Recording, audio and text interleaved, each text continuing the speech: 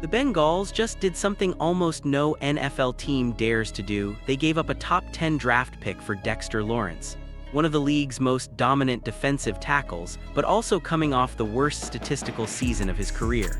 So did Cincinnati just fix their defense or gamble everything away? But the real question is, did the Bengals just steal a superstar or inherit a problem no one saw coming? The Giants moving on from Dexter Lawrence wasn't a random front office decision. It was the result of a slow, uncomfortable breakdown behind the scenes that finally reached a breaking point.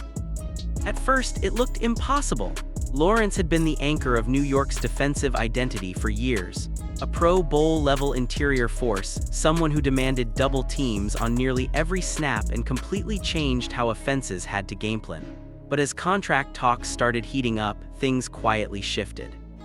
Lawrence reportedly wanted a long-term commitment that reflected his peak value in the league. The Giants, on the other hand, were staring at a difficult reality. He was approaching the stage where every dollar had to be justified not by reputation but by immediate production. And that's where the tension started building. There were also growing whispers that Lawrence wasn't fully comfortable in the direction of the team anymore. Coaching changes, inconsistent defensive performance, and a lack of playoff stability all started to weigh into the equation. Around the league, insiders began suggesting that both sides were no longer aligned on the future. Then came the production conversation that changed everything. After dominant stretches in previous seasons, Lawrence's most recent year didn't match the standard he had set. The stats weren't catastrophic, but for a player expected to be one of the most dominant defensive tackles in football, the drop raised questions inside the building about sustainability versus past reputation. By the time trade discussions became serious, the Giants weren't just thinking about losing a player, they were thinking about avoiding a long-term financial commitment that could age poorly if the decline continued. So instead of waiting for the situation to get worse or risking a holdout, they made the bold call: move him while his value was still high enough to bring back a massive return. And that's when the NFL world realized this wasn't just a trade, it was a franchise resetting one of its most important defensive pillars. But what the Giants got in return completely changed the entire conversation. The Bengals giving up a top 10 pick for Dexter Lawrence isn't just a bold move, it's the kind of decision that instantly divides an entire fan base. Because in the NFL, that 10th overall pick isn't just a number, it's control. It's the chance to draft a potential franchise cornerstone on a rookie contract. It's cost certainty in a league where veteran deals can trap teams for years. So when Cincinnati moved it for a proven defensive tackle, the message was loud: they were done waiting for potential to fix their defense. For years, the Bengals' identity has been simple. Offense wins games, defense survives. Joe Burrow has been under constant pressure to carry the load while the defense struggled to consistently stop the run or generate interior disruption. And that frustration didn't stay hidden. It built up through playoff runs, missed opportunities, and games where the offense did everything right, only to watch it fall apart on the other side of the ball. That's where Dexter Lawrence enters the picture. Even coming off a down statistical year, his reputation around the league hasn't disappeared. He's still seen as one of the most disruptive interior defenders when he's at his best, someone who collapses pockets, eats double teams, and changes how offenses line up before the snap. And that matters because Cincinnati wasn't just looking for good, they were looking for someone who could instantly shift the identity of their defense. There's also the win-now pressure that can't be ignored. With a quarterback like Burrow in his prime, the Bengals don't have the luxury of slow builds anymore. The AFC is stacked, the margin for error is tiny, and every season wasted is another season of championship window slipping away. So instead of gambling on a rookie developing over time, they chose certainty. They chose a proven name over an unproven pick. But here's the uncomfortable part: in the NFL, certainty can also come with hidden risk. Because when you pay for reputation instead of projection, the pressure to be right becomes immediate. And that's exactly why this trade is already being called one of the most polarizing moves of the entire draft cycle. Dexter Lawrence's name still carries weight in the NFL, but the reason this trade feels so risky is because the most recent version of him doesn't match the reputation anymore.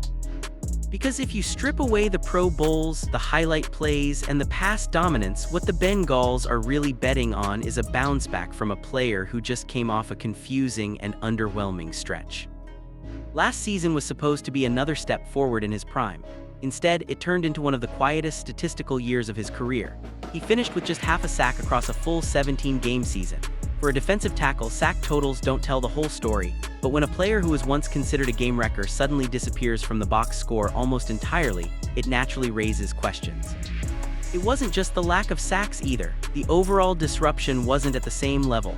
Fewer splash plays, less consistent backfield penetration, fewer moments where he completely took over a drive, and for a player who was previously double-teamed on a massive percentage of snaps, the expectation wasn't just production, it was impact. That's where the concern starts to build. Because the year before the decline, Lawrence looked like one of the most dominant interior defenders in football, a player capable of anchoring an entire defensive line. But in the span of one season, that gap between elite and average suddenly became a conversation. Now the Bengals are betting that the drop wasn't permanent. They're banking on the idea that scheme, surrounding talent, or situation played a role in the dip. Maybe it was injury-related, maybe it was usage, maybe it was just a down year that happens in long NFL seasons. But here's the uncomfortable truth: NFL history is full of players who had one elite stretch, followed by a sharp reminder that dominance doesn't last forever. And that's why this trade feels like a fork in the road. If Dexter Lawrence returns to peak form, the Bengals just solved their biggest defensive weakness overnight. But if this version is the new reality, then Cincinnati didn't just trade a pick. They traded certainty for a name that may no longer play like one of the league's most feared defenders. This is where the trade starts to sting for Bengals fans, because giving up the 10th overall pick doesn't just mean losing a draft slot. It means walking away from a chance to reshape the entire future of your defense with a cost-controlled superstar on a rookie deal. At pick 10, the board is usually still loaded with blue-chip talent, players who can step in immediately and change a unit from day one. And in this specific draft range, the defensive options weren't just good, they were the type of prospects teams build entire identities around. One of the biggest names tied to that range is Caleb Downs, a defensive back who isn't just athletic but instinctive in a way that completely changes coverage communication. The kind of player who can erase mistakes behind him and instantly stabilize a secondary. In a league where passing attacks dominate, a player like that is not a luxury, he's a foundation piece. Then you have the pass rushing upside with names like Ruben Bain Jr., a player who brings power, burst, and violent hands off the edge. The type of defender who doesn't need time to develop physically. He already looks NFL ready in how he sets the edge and collapses pockets. For a Bengals defense that has struggled to consistently finish plays, that kind of profile is exactly what teams dream about at the top of the draft. And that's the uncomfortable part of this decision, because all of those players come with 5 years of cheap control, upside growth, and zero salary cap pressure early in their careers. Meanwhile, Dexter Lawrence is already on his second contract phase of his career, where expectations are massive and every season is judged against past dominance. So Cincinnati didn't just trade a pick, they traded access to a pipeline of young, ascending talent in exchange for a proven name who is already at the peak risk stage of his career arc. And that's why this move is so polarizing, because if those draft stars turn into elite defenders somewhere else, this won't just be a trade they missed on. It'll be one the entire league remembers for years. This is where the entire trade starts to flip, because while everyone is focused on what the Bengals gave up, the real power shift might actually belong to the Giants. By moving Dexter Lawrence, New York didn't just lose a star defensive tackle. They unlocked something far more valuable in today's NFL: control of the draft board. Now holding both the 5th and 10th overall picks, the Giants suddenly have flexibility that most franchises only dream about. This isn't just about adding 2 good players, it's about the possibility of reshaping an entire roster in one night. With 2 top 10 selections, the Giants can attack multiple needs at once. They can go defense-heavy and build an elite young unit. They can target a quarterback if they believe the future starter is sitting there. Or they can trade down from one of those spots and turn it into even more draft capital, stacking picks across multiple rounds.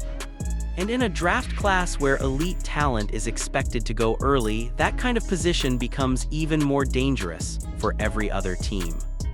Because at picks like 5 and 10, the Giants are guaranteed access to top-tier prospects. Players like Caleb Downs, who brings instant defensive stability, offensive playmakers who can shift an entire scheme, cornerbacks who can lock down half the field, pass rushers who can change games on third down. The point isn't just who they pick, it's that they get first access before the rest of the league can even react. And that's the hidden part of this trade people are missing. Yes, Dexter Lawrence is a proven Pro Bowl-level defender. Yes, he can change games on his own when he's at his best.